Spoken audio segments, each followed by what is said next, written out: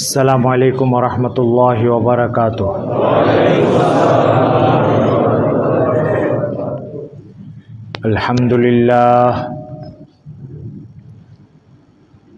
अल्हम्दुलिल्लाह नहमदुहु व नस्तईनुहु व नस्तगफिरुहु व नुमिनु बिही व नतवक्कलु अलैहि व नऊज़ु बिल्लाहि मिन शुरूरि अनफुसिना व मिन सय्यिआति अअमालिना। मन यहदिहिल्लाहु फला मुदिल्ल लहु व मन युद्लिलहु फला हादिय लहु। व नशहदु अल्ला इलाहा इल्लल्लाहु वहदहु ला शरीक लहु व नशहदु अन्न सय्यिदना व सनदना व हबीबना व कुर्रत अयुनिना मुहम्मद सल्लल्लाहु तआला अलैहि व अला आलिहि व अस्हाबिहि व बारक वसल्लम तस्लीमन कसीरन कसीरा। अम्मा बअदु फ़क़द क़ाल अल्लाहु तबारक व तआला या अय्युहल्लज़ीना आमनू या अय्युहन्नासु इन कुंतुम फ़ी रैबिम मिनल बअस फ़इन्ना ख़लक़नाकुम मिन तुराबिन सुम्मा मिन नुत्फ़तिन सुम्मा मिन अलक़तिन सुम्मा मिन मुज़ग़तिन मुख़ल्लक़तिन व गैरि मुख़ल्लक़ा लिनुबय्यिन लकुम व नुक़िर्रु फ़िल अर्हामि मा नशाअु इला अजलिम मुसम्मा। सदक़ल्लाहु मौलानल अज़ीम व सदक़ रसूलुहुन नबियुल करीम व नहनु अला ज़ालिका मिनश शाहिदीन वश्शाकिरीन। अल्हम्दुलिल्लाहि रब्बिल आलमीन। महान अल्लाह ताआलार बड़ मेहरबानी, जिनि आमादेरके तार फरज हुकुम आदायेर जन्य सब झमेला थेके मुक्त करे आल्लाह ताआलार घरे समबेत हওয়ার तौफिक दान करेছেন। एजন্য आल्लाह पाकेर शाही दरबारे शुक्र आदाय करे आलহামদুলিল্লাহ। আমরা রাসূলুল্লাহ সাল্লাল্লাহু আলাইহি সাল্লামের সিরাত নিয়ে আলোচনা করছিলাম যে রবিউল আউয়াল মাসের সব জুমাতে আমরা আল্লাহ রসুলের জীবনের বিভিন্ন দিক নিয়ে আলোচনা করব। আজকে আল্লাহ রসুল সাল্লাল্লাহু আলাইহি সাল্লামের নৈতিকতার ভিত্তি নিয়ে আলোচনা করব, যে নৈতিকতা আল্লাহ রসুলের কত দৃঢ় ছিল, মজবুত ছিল, সুসংহত ছিল, এটা নিয়ে আজকে আলোচনা করব। আল্লাহ তাআলা তৌফিক দান করেন। পৃথিবীতে রাজনীতিবিদদের কর্মকাণ্ড যদি আপনারা দেখেন, তাহলে আপনার কাছে মনে হবে যে এরকম নীতিহীন মানুষের হাতে এমন কোটি কোটি মানুষের জান মাল ইজ্জতকে মানুষ কিভাবে তুলে দেয়। পৃথিবীতে বর্তমানে নীতিহীনতার প্রশ্নে, সেটা আপনি এশিয়া বলেন, ইউরোপ বলেন আর আফ্রিকা বলেন, নীতিহীনতার প্রশ্নে কোনো তালিকা যদি তৈরি করা হয়, নীতিহীন মানুষের তালিকা তৈরি করব, তাহলে এক নম্বরে আপনাকে রাজনীতিবিদদেরকে ফেলতে হবে। প্রসিদ্ধ একটা কথাই আছে রাজনীতিবিদদের ক্ষেত্রে, যাহা বলিব তাহা করিব না, আর যাহা করিব তাহা বলিব না। রাজনীতিবিদরা যখন কথা বলে তখন আপনার কাছে মনে হবে যে আব্দুল কাদের জিলানী, আর যখন তারা তাদের বাস্তব কাজের ময়দানে ঢুকে পড়ে তখন আপনার কাছে মনে হবে ফেরাউন কবর থেকে আবার উঠে আসছে। এই নীতিহীনতা, এটা রাজনীতিবিদদের অবস্থা পৃথিবীর সব যুগে সব কালে।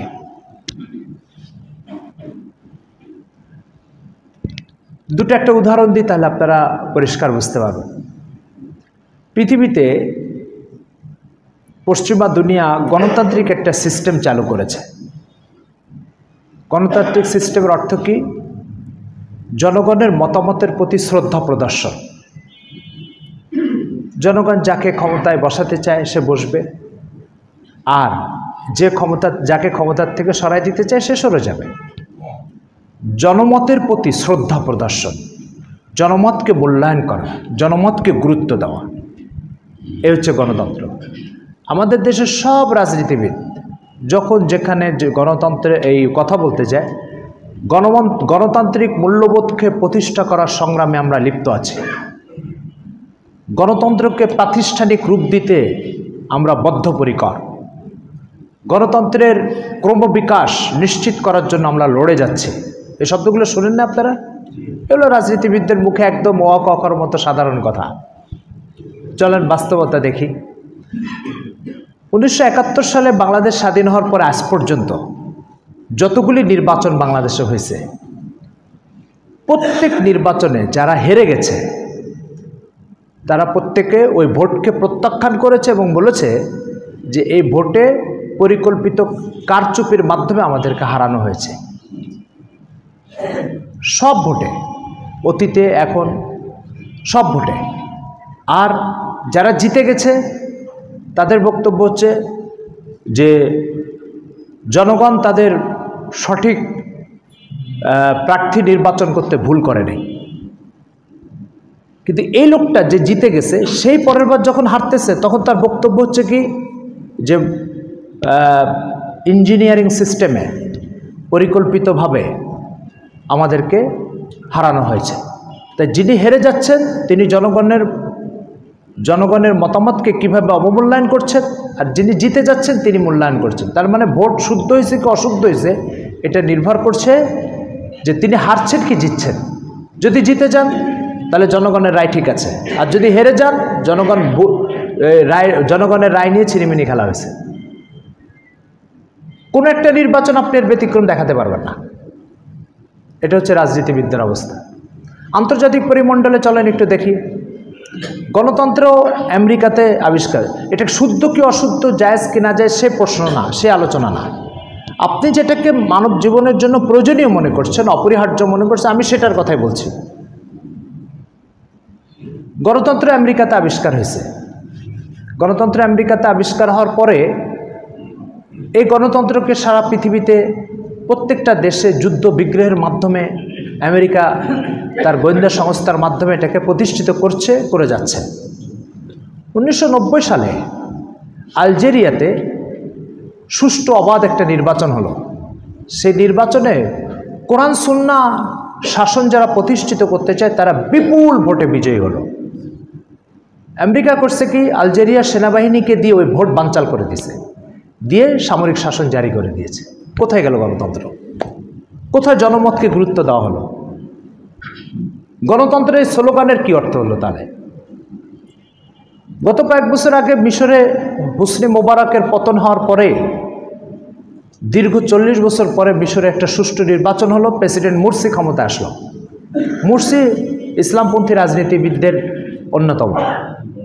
মুরসি ক্ষমতা আসার কিছুদিনের মধ্যে আমেরিকা সেনাবাহিনীকে দিয়ে সেনা অভ্যুত্থান ঘটিয়ে মুরসিকে ক্ষমতাচ্যুত করলো। অবশেষে তো মুরসি মারাই গেল।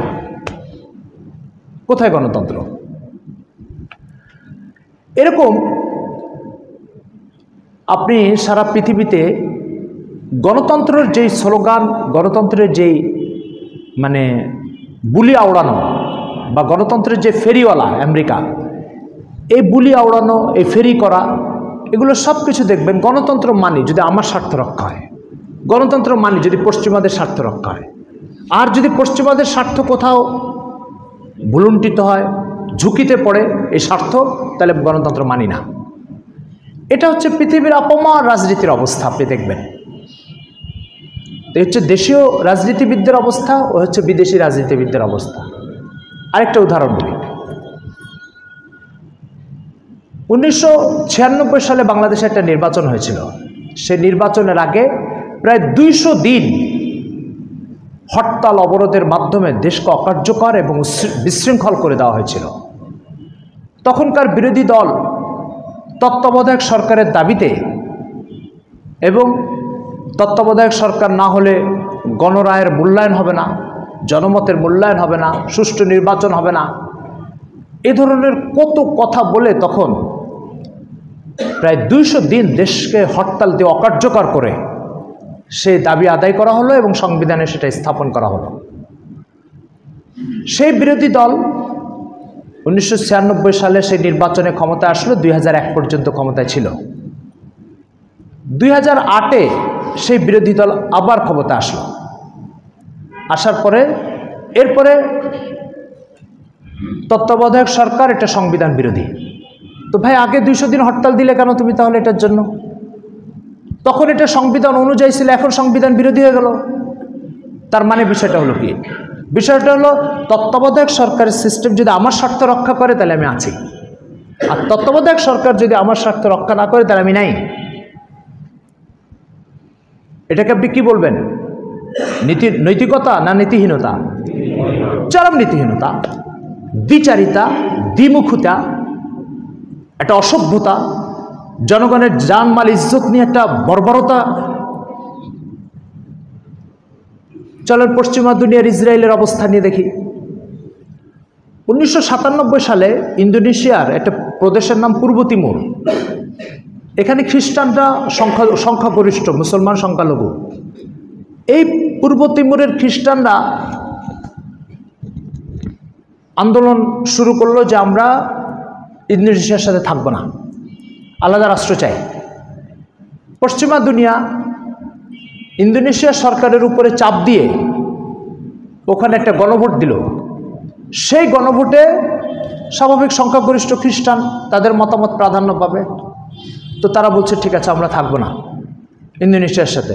পশ্চিমা দুনিয়া ইন্দোনেশিয়ার সরকারের উপর চাপ দিয়ে গণভোট দিয়ে এই অঞ্চলকে আলাদা করে দিল, দিয়ে পূর্ব তিমুর এখন একটা স্বাধীন আলাদা রাষ্ট্র, খ্রিস্টান অধ্যুষিত, এবং পূর্ব এশিয়ায় নতুন একটা খ্রিস্ট রাষ্ট্র জন্ম নিল। 1947 সালে ইন্ডিয়া পাকিস্তান আলাদা হয়েছে।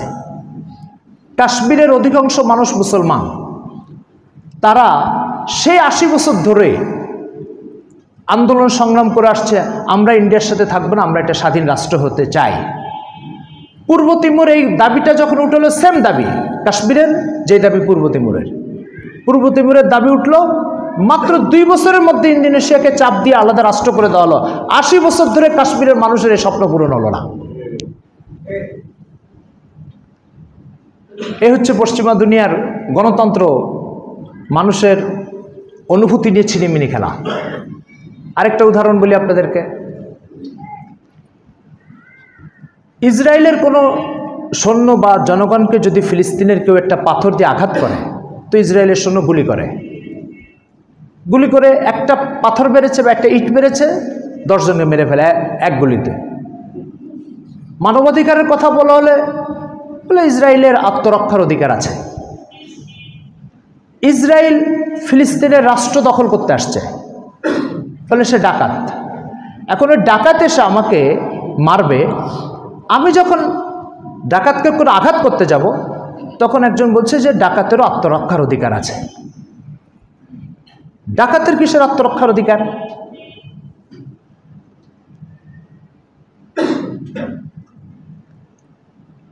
গতকালকে ইসরায়েলের প্রধানমন্ত্রী নেতানিয়াহু ঘোষণা করেছে পৃথিবীতে ফিলিস্তিন নামক কোনো রাষ্ট্র থাকবে না। তার মানে হচ্ছে আপনি আমার বাড়ি ডাকাতি করতে আসবেন, ডাকাতি করতে এসে পুরো বাড়িটাই দখল করে নেবেন, এরপর আমাকে উদ্বাস্তু ছিন্নমূল করে দিবেন, করে এবার বলবেন যে অমুকের নামে কোনো বাড়ি থাকবে না। এখন বাড়ি কার? ডাকাতের বাড়ি। এই হচ্ছে পশ্চিমা দুনিয়ার ভণ্ডামি, পশ্চিমা দুনিয়ার প্রতারণা, গণতন্ত্রের নামে, মানবাধিকারের নামে। এগুলো খুব আকর্ষণীয় কিছু স্লোগান। এই স্লোগানটার উদ্দেশ্য হচ্ছে যদি এই স্লোগানগুলো আমার স্বার্থ রক্ষা করে তাহলে এটা ঠিক আছে, আর যদি এই স্লোগানগুলো আমার স্বার্থ রক্ষা না করে তাহলে এগুলো ঠিক নাই। সাথে সাথে আরেকটা দ্বিচারিতা হচ্ছে ওদের গণতন্ত্র ওদের জন্য এক অর্থে ব্যবহার হয়, আমাদের জন্য আরেক অর্থে ব্যবহার হয়। ওরা ওদের মানবাধিকারকে ওদের জন্য এক অর্থে ব্যবহার করে, আমাদের জন্য ভিন্ন অর্থে ব্যবহার করে। এই দ্বিচারিতার প্রশ্নে আপনি মুহাম্মদুর রাসূলুল্লাহকে পৃথিবীর এক অনন্য ব্যক্তিত্ব হিসাবে পাবেন। একটা ওয়াদা করবে, একটা চুক্তি করবে, আমার সব স্বার্থ যদি কবরে চলে যায় তবু আমি ওই চুক্তির উপরে টিকে থাকবো, মরি আর বাঁচি। পৃথিবীতে এই ধরনের অনন্য ব্যক্তি শুধু মুহাম্মদুর রাসূলুল্লাহ সাল্লাল্লাহু আলাইহি ওয়াসাল্লাম। কিছু উদাহরণে আপনাদেরকে পেশ করব, তার আগে একটা বিষয় আপনাদেরকে একটা ছোট্ট গল্প মনে পড়ছে, এটা বলি। আরবি সাহিত্যের বইতে আমরা একটা গল্প পড়ছিলাম ছোটবেলায়। গল্পটা হচ্ছে, এক বাদশার কাছে একটা বিচার গেছে। এক গ্রামের লোক একত্রিত হয়ে বাদশার কাছে বিচার নিয়ে গেছে। বিচারটা হলো, জনাব, একটা কুকুর আরেকটা কুকুরকে মুসলমানদের কবরে দাফন করলো, এই কুকুরের বিচার চাই। বিচারের বিষয়টা কি? একটা কুকুর আরেকটা কুকুরকে মুসলমানদের কবরে দাফন করলো, এই কুকুরের কি চাই? বিচার চাই। তো বাদশা বললো, কুকুরকে ডাকো। ডাকছে, কুকুরকে জিজ্ঞেস করলো, এই কুকুর, তুই মুসলমানদের কবরে আরেক কুকুরকে তুই দাফন করলি কেন? তো কুকুর জবাব দিচ্ছে, জনাব, যে কুকুরটাকে দাফন করছে ও মৃত্যুর আগে আমাকে ওসিয়াত করে গেছে যে মুসলমানদের কবর আমাকে দাফন করার ব্যবস্থা করো। তো ওই ওসিয়াত অনুযায়ী আমি তাকে মুসলমানদের কবরে দাফন করছি। তো বাদশা বলল, এই তুই আর ঠাট্টার জায়গা পাস না? উপহাসেরও তো একটা সীমানা থাকে, এটা কোন ধরনের উপহাস? তখন ওই কুকুর এ কথা শোনার পরেই বলল, জনাব, ওই কুকুরটা মারা যাওয়ার আগে আমাকে আরেকটা ওসিয়াত করে গেছে। বলছে, কি ওসিয়াত? বলছে, আরেকটা ওসিয়াত হচ্ছে যে ও মারা যাওয়ার পরে আপনাকে 10,000 টাকা দিতে বলছে। ও মারা যাওয়ার আগে আপনাকে 10,000 টাকা দিতে বলছে। বাদশা কিছুক্ষণ মাথা নিচু করে, এবার মাথা উঁচু করে বলছে, কুকুরটা অনেক ভালো ছিল। কুকুরটা কি ছিল? অনেক ভালো ছিল, নেক ছিল। আমার মনে হয় এর পূর্বপুরুষরা কোনো আল্লাহওয়ালা হবে।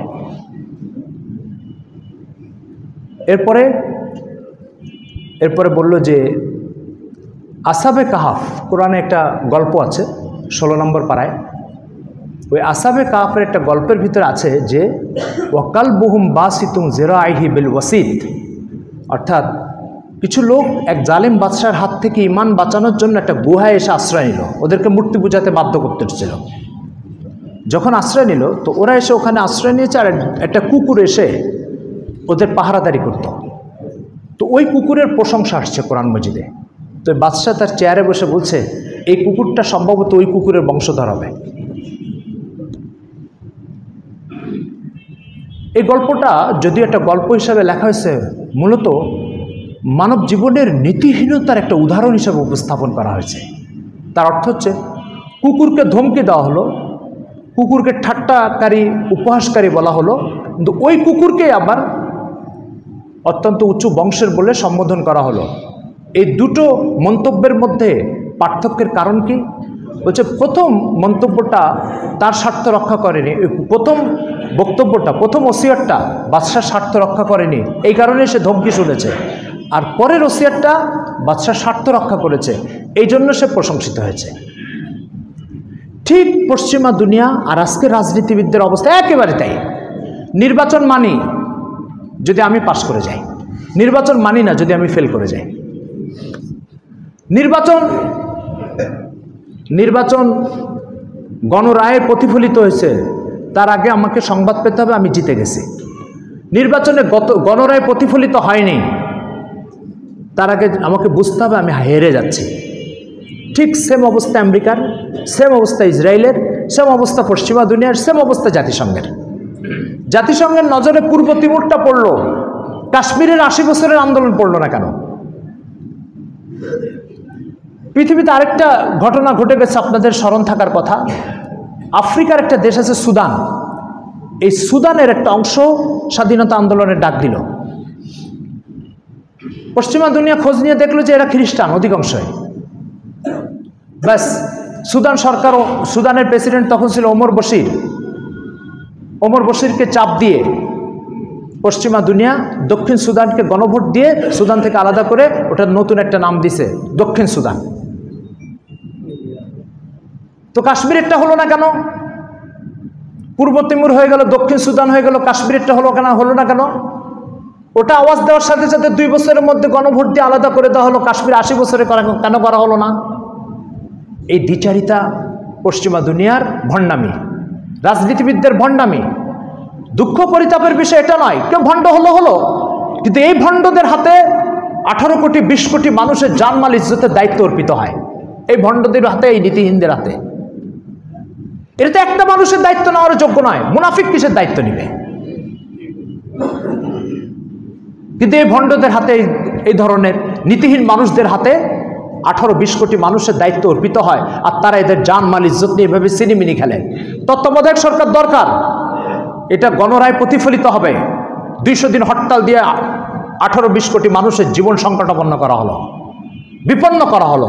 অসংখ্য মানুষকে এই দাবির আন্দোলনের পক্ষে বিপক্ষে বিভক্ত করে কবরে পাঠিয়ে দেওয়া হলো।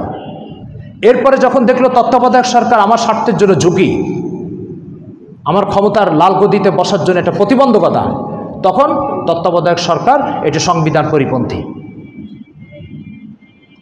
এই দৃশ্য তো আমাদের চোখের সামনে আছে না?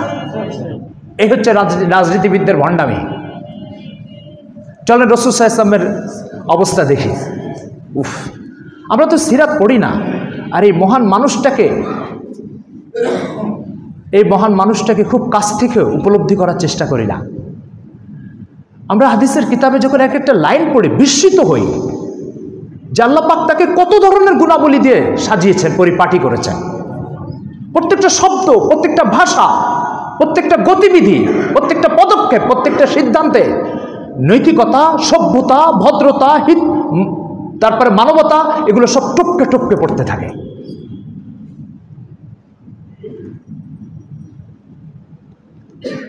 তখন অবশেষে যখন দিলে প্রশ্ন জাগে, মানুষ এত উন্নত স্বভাব, আখলাক, চরিত্র, মানবতার অধিকারী হয় কি করে? তখন শেষে যে দিলকে জবাব দিই, আচ্ছা ওনাকে তো এইভাবে আল্লাহ পাকই সাজিয়েছেন, তো আল্লাহ তো সব জিনিস সুন্দর হয়, তো এটাও সুন্দর হয়েছে। এই কথা বলে দিলকে ঠান্ডা করি। চলো নৈতিকতার কথা বলি আপনাদেরকে। হো আল্লাহ, রাসূল সাল্লাল্লাহু আলাইহি সাল্লাম বয়স যখন 53 বছর, তখন তিনি মক্কা থেকে মদিনায় হিজরত করেন। এরপরে এসে মক্কাবাসীর সাথে ওনার অনেকগুলি যুদ্ধ হয়েছে। প্রথম যুদ্ধটা হয়েছে বদরের, এটা মক্কাবাসীর সাথে হয়েছে। দ্বিতীয় যুদ্ধ হয়েছে উহুদের, এটাও মক্কাবাসীর সাথে হয়েছে। তৃতীয় যুদ্ধটা হয়েছে খন্দকের যুদ্ধ, এটা মক্কাবাসীর সহ মক্কাবাসীর আশপাশের সবার সাথে হয়েছে।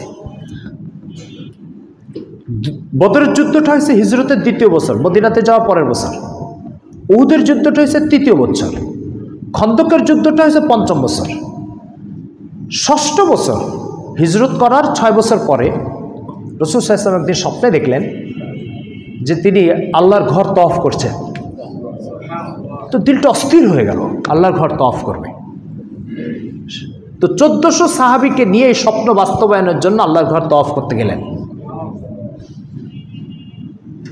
যার পরে মক্কাবাসী যখন শুনল মুহাম্মদ তার 1400 অনুসারীকে নিয়ে বুক ফুলায় মক্কা শরীফ, এই কাবা শরীফ তওয়াফ করে চলে যাবে, এটা ওরা ওদের মান সম্মান ঐতিহ্যের জন্য একটা ঝুঁকি মনে করল।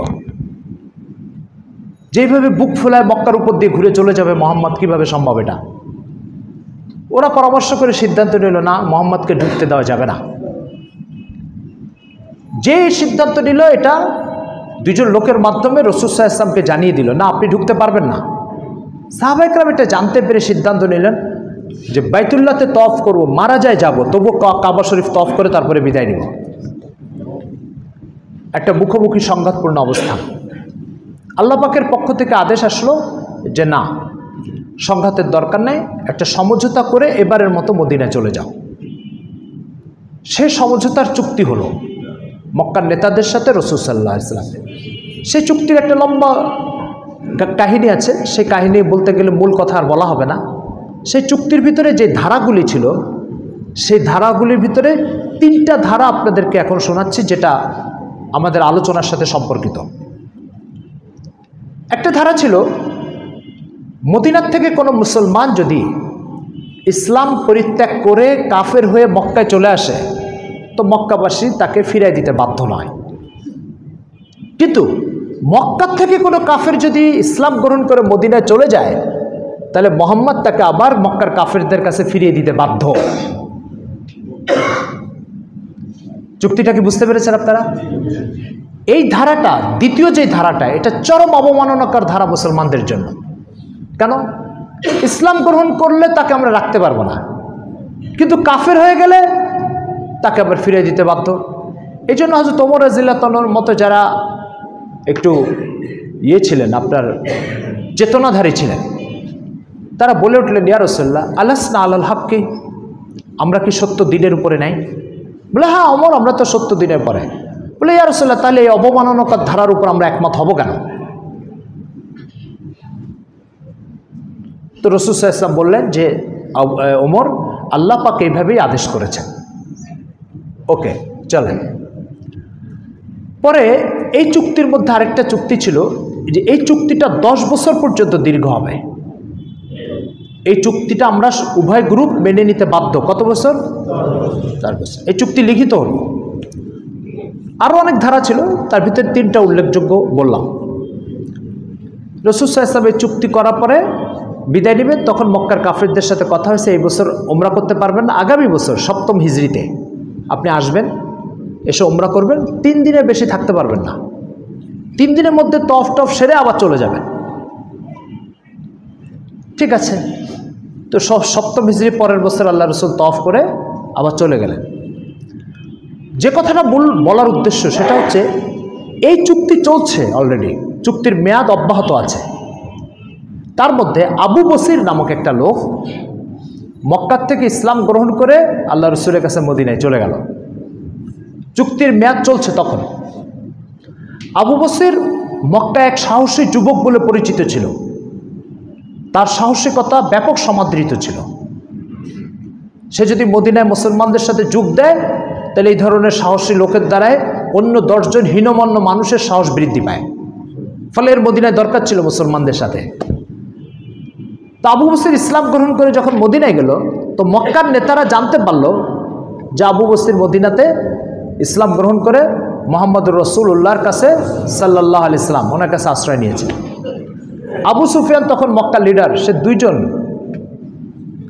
কাফেরকে পাঠালো আবু বসিরকে ধরে নিয়ে আসার জন্য। কারণ চুক্তির ভিতরে কি ছিল যে মক্কার কোনো কাফের যদি ইসলাম গ্রহণ করে মদিনাতে যায় তাহলে তাকে ফিরাই দিতে আপনি বাধ্য। মদিনার কেউ যদি কাফের হয়ে মক্কায় চলে আসে তাহলে আমরা ফিরিয়ে দিতে বাধ্য নই। আবু বসির চলে যাওয়ার পরে 2 জন লোক মক্কার কাফেররা পাঠিয়ে দিল। পাঠিয়ে দেওয়ার পরে যাই দেখা আবু বসির হুজুরের কাছে কিছুক্ষণ আগে পৌঁছে। তারা যে রাসূল সাল্লাল্লাহু আলাইহি ওয়াসাল্লামকে বলল যে চুক্তির অনুযায়ী আপনি আবু বসিরকে ফিরিয়ে দেন। তো রাসূল সাল্লাল্লাহু আলাইহি ওয়াসাল্লাম বলছে, ঠিক আছে যাও, আবু বসিরকে নিয়ে যাও। আবু বসির হাওমাও করে কাঁদতে লাগলো, বললো, ইয়া রাসূলুল্লাহ আপনি আমাকে ওদের হাতে দিয়ে দিচ্ছেন, ওরা মক্কায় নিয়ে যা আমাকে কি করবে এটা তো আপনিও জানেন, ও তো আমাকে কচু কাটা করবে, তো আপনি আমাকে দিয়ে দিবেন। তো রাসূল সাল্লাল্লাহু আলাইহি ওয়াসাল্লাম আবু বসিরকে বললো, আবু বসির দেখো, নবী মোহাম্মদ কোনো চুক্তি করলে সেটা লঙ্ঘন করতে পারে না। আল্লাহর নবী কোনো চুক্তি করলে সেটা লঙ্ঘন করতে পারে না, তাতে তার স্বার্থ রক্ষা হলেও হোক অথবা স্বার্থ শেষ হলেও হোক। স্বার্থ রক্ষা হওয়া না হওয়া এটা তার চুক্তির উপর টিকে থাকার মূল বিষয় না। মূল বিষয় সে একটা ওয়াদা করে আসছে, এই ওয়াদার উপরে তাকে টিকে থাকতে হবে। সত্যি আবু বসিরকে রাসূল সাল্লাল্লাহু আলাইহি ওয়াসাল্লাম বিদায় দিলেন এবং ওই 2 কাফের প্রতিনিধির কাছেই ছেড়ে দিলেন। ছেড়ে দিয়ে এবার আবু বসির চিন্তা করলো যে আমি এখন মক্কায় যাব, এদের সাথে এরা কি করবে আমাকে, এটা তো পরিষ্কার। তো চিন্তা করলো, না মক্কাও যাব না, আর আল্লাহ রসুলের কাছে যেতে পারছি না, কারণ আল্লাহ রসুল তো কখনো স্বার্থান্ধ মানুষের মতো, নীতিহীন মানুষের মতো চুক্তি লঙ্ঘন করবেন না। সুতরাং হুজুরের নৈতিকতাকেও আমি ভয় পাচ্ছি, সেখানে আমার নিরাপত্তা নাই, আর মক্কায় তো নিরাপত্তা নেই। তো অবশেষে আবু বসির চিন্তা করলো যে তৃতীয় কোনো জায়গায় চলে যায়। পরে আবু বসির করছে কি, রাস্তায় ওই 2 জন লোককে দুজন, তখন তার আরবদের একটা সচরাচর হাতে তলোয়ার থাকতো। তা একজনকে বলছে যে এই তোমার হাতে এই তলোয়ারটা খুব সুন্দর দেখা যাচ্ছে, তো ঝিকঝিক করছে, চকচক করছে। বলে হ্যাঁ। বলে আমাকে একটু দিবা। তো ভুলেই গেছে যে আমার দুশ্মন, ও ভুলে তলোয়ারটা আবু বসিরের হাতে দিছে। দেওয়ার পরে আবু বসির করছে এক আঘাতে ওর মাথা শরীর থেকে আলাদা করে দিছে। যে আলাদা করে দিছে, অপরজন যে দেখছে যে আমার সাথীকে মেরে ফেলছে, ও আজও দৌড়, কালো দৌড়, দৌড় দিয়ে আর মক্কায় যায়নি, আশ্রয়ের জন্য গেছে রাসূল সাল্লাল্লাহু আলাইহি ওয়াসাল্লামের কাছে, হুজুরের কাছে গেছে। যে বললো ইয়া রাসূলুল্লাহ, আবু বসির তো আমার সাথীকে, ওরা তো রাসূলুল্লাহ বলতো না, ওরা বলতো হ্যাঁ মুহাম্মদ, দেখো আবু বসির আমার সাথীকে হত্যা করে ফেলছে। আমরা হলে কি করতাম? ঠিক করেছে। আমরা হলে কি বলতাম? ঠিক করেছে। আরে তুমি নিয়ে ওরা কচুকাটা করবো, ও তোমারে ছেড়ে দিবে? আমাদের দেশের রাজনীতিবিদদের কি অবস্থা হয়? রাজনীতিবিদদের অবস্থা হচ্ছে, কোনো দলের একজন কর্মী 1000টাকে খুন করেছে, তো নেতা এটাকে সুন্দর করে গুছিয়ে তাকে নির্দোষ বানিয়ে দিচ্ছে। এদেশের কোনো রাজনীতিবিদ সে রাজনৈতিক দলের কোনো কর্মীর খুন খারাপের শিকার করেছে কোনো নজির নাই, কোনো উদাহরণ নাই। হরতাল করতেছে, পেট্রোল বোমা মেরে পুরো গাড়ি পুড়িয়ে দিল, পরদিন এসে সেমিনারে বক্তৃতা দিচ্ছে যে পরিকল্পিতভাবে আমাদেরকে দোষারোপ করার জন্য এইভাবে গাড়ি পুড়িয়ে আমাদের হরতাল অবরোধকে জনগণের কাছে অগ্রহণযোগ্য করে তোলার চক্রান্ত চলছে। এই তো হয় আমাদের দেশের রাজনীতিবিদদের অবস্থা, না? কিন্তু মুহাম্মদ রাসূলুল্লাহ কি বললেন শুনেন। যখন ওই একজন দৌড়ায় হুজুরের কাছে গেছে, যে বললো ইয়া রাসূলুল্লাহ, রাসূলুল্লাহ তো বলে না মুহাম্মদ, আবু বসির আমার সাথীকে হত্যা করেছে। হুজুরের চেহারা বিবর্ণ হয়ে গেছে। হুজুর সাথে সাথে বলছেন যে আবু বসির তো যুদ্ধের আগুন ধরানোর চক্রান্ত করছে, যুদ্ধের আগুন জ্বালানোর চেষ্টা করছে। আবু বসির এই কাজটা ঠিক হয়নি। নৈতিকতার এই দৃষ্টান্ত কোথায় আছে বলেন? কোথায় দৃষ্টান্ত আছে? পরে আবু বসির চিন্তা করলো, একে তো হুজুরের কাছে যেতে পারছি না হুজুরের নৈতিকতার দৃঢ়তার কারণে, আবার মক্কায় যেতে পারছি না, ওরা আমাকে মেরে ফেলবে, তো তৃতীয় এক জায়গায় চলে যায়। তো সে সমুদ্রের কিনারায় এক জায়গায় যেয়ে আশ্রয় নিল। আর যেহেতু ইতিমধ্যে এক কাফেরকে মেরে ফেলেছে, তো মক্কায় আমার অবস্থান তো আরও ঝুঁকিপূর্ণ হয়ে পড়ল। তো অবশেষে সমুদ্রের কিনারে এক জায়গায় আসলো। আসার পরে মক্কার থেকে যে এখন ইসলাম গ্রহণ করে, সেই চিন্তা করে যেহেতু ইসলাম গ্রহণ করেছে মক্কায় থাকতে পারবো না, আর ওই চুক্তির কারণে মদিনাতে যে আল্লাহ রাসূল আমাদেরকে রাখবেন না, তো চলো আবু বসিরের কাছে যায়, সমুদ্রের কিনারায় যে ঠিকানা করি। তো এভাবে একজন দুইজন করে আস্তে আস্তে আবু বসিরের কাছে এক বিশাল দল হয়ে গেল, মুসলিমদের দল। এর এবার চেষ্টা করলো কি, খেতে হবে, পড়তে হবে, কি করব। তোরা করছি ওই সমুদ্রের ওই কিনারা দিয়ে মক্কার কাফেররা সিরিয়ায় আসা যাওয়া করে ব্যবসা করত। ওই ব্যবসায়ী কাফেলাটা এদের আশপাশ দিয়ে আসা যাওয়া করতো। এরা করতো কি, মক্কার ওই সিরিয়াগামী ব্যবসায়ী দলকে ওদের উপর হামলা করে ওদের মাল সামানা রেখে খালি হাতে বিদায় দিয়ে দিত। আর ওই হামলা করে যে মাল সামানা রেখে দিত, ওটা ওদের রুটি রুজির ব্যবস্থা হলো। এখন 3-4টা কাফেলার উপরে এইভাবে হামলা করার পরে মক্কায় দুর্ভিক্ষ দেখা দিল, খাওয়া নাই, পড়া নাই, আর্থিক ব্যাপক সংকট দেখা দিল। মক্কার কাফেররা ভাবলো যে এইভাবে ব্যবসা বাণিজ্য শেষ হয়ে যাবে আমাদের। অবশেষে ওরা কী করলো শুনবেন? পৃথিবীতে এর কোনো নজির আছে? ওরা 2জন লোককে পাঠালো রাসূল সাল্লাল্লাহু আলাইহি ওয়াসাল্লামের কাছে। পাঠায় বলছে যে মুহাম্মদ, তোমাকে তো একজন নীতিবান আদর্শবান মানুষ মনে হয়, তুমি একটু আবু বসিরকে ঠেকাও, নতুবা আমাদের ব্যবসা বাণিজ্য সব শেষ। আমরা হলে কি করতাম বলেন? এদেশের রাজনীতিবিদরা হলে কি করতো? বলতো যে আরে তুমি ওর জানের নিরাপত্তা দিবে না, আরও তোমার মালের নিরাপত্তা দিবে, তুমি ওর জান শেষ করে দেবে, আর তোমার ব্যবসা বাণিজ্য ঠিক রাখবে। কিন্তু না, আল্লাহ রাসূল এই কথা বলেন নাই। কি বলছেন শোনেন। আচ্ছা, আবু বসির এই কাজ করছে, এটা ঠিক করছে না আবু বসির। তো আল্লাহ রাসূল একটা চিঠি লিখলেন আবু বসিরের উদ্দেশ্যে। চিঠির ভিতরে লিখছে আবু বসির আসসালামু আলাইকুম ওয়া রাহমাতুল্লাহ। এবার নিচে লিখছে আবু বসির, দেখো মক্কার এই লোকদের জানমালের এই সংকটে ফেলা, এটা নৈতিকতা পরিপন্থী কাজ, তুমি এই কাজ করো না। তো হুজুরের এই চিঠি নিয়ে আবু বসিরের কাছে যে লোকটা গেছে, সেই লোকটা যে দেখা আবু বসির মৃত্যুসজ্জায় বিছানায়, মরে যাওয়ার একটু আগে। তো হুজুরের চিঠি আবু বসিরের হাতে যাওয়ার সাথে সাথে আবু বসির ইন্তেকাল করছে, সেই চিঠি আর পড়তে পারে না। তারপরে এইভাবে যখন ব্যাপকেরা মক্কার এই ব্যবসায়ী কাফেলার উপর হামলা করে সব রেখে দিত, তো তখন ওই মক্কার ওই লিডাররা যে মুহাম্মদ সাল্লাল্লাহু আলাইহি ওয়াসাল্লামের কাছে বলল, মুহাম্মদ, একটা চুক্তি থেকে আমরা ফিরে আসতে চাচ্ছি, চুক্তির একটা ধারা থেকে ফিরে আসতে যাচ্ছে। কোন ধারা? বলো ধারাটা হচ্ছে, যারা মক্কার থেকে ইসলাম গ্রহণ করে মদিনাতে আসবে, তো তুমি তো ওই চুক্তির কারণে তাদেরকে মদিনাতেও রাখতে পারছো না, পক্ষান্তর ওরা ওখানে যে আমাদের কাফেলার উপর হামলা করছে, ওই চুক্তিটা স্থগিত, ওই ধারাটা স্থগিত। এখন মক্কার থেকে কেউ যদি ইসলাম গ্রহণ করে তোমার কাছে যায়, তো তুমি তাকে রেখে দিও, খবরদার অন্য কোনো জায়গায় পাঠানো, আমাদের ব্যবসা চালু রাখতে হবে। ঠিক আছে?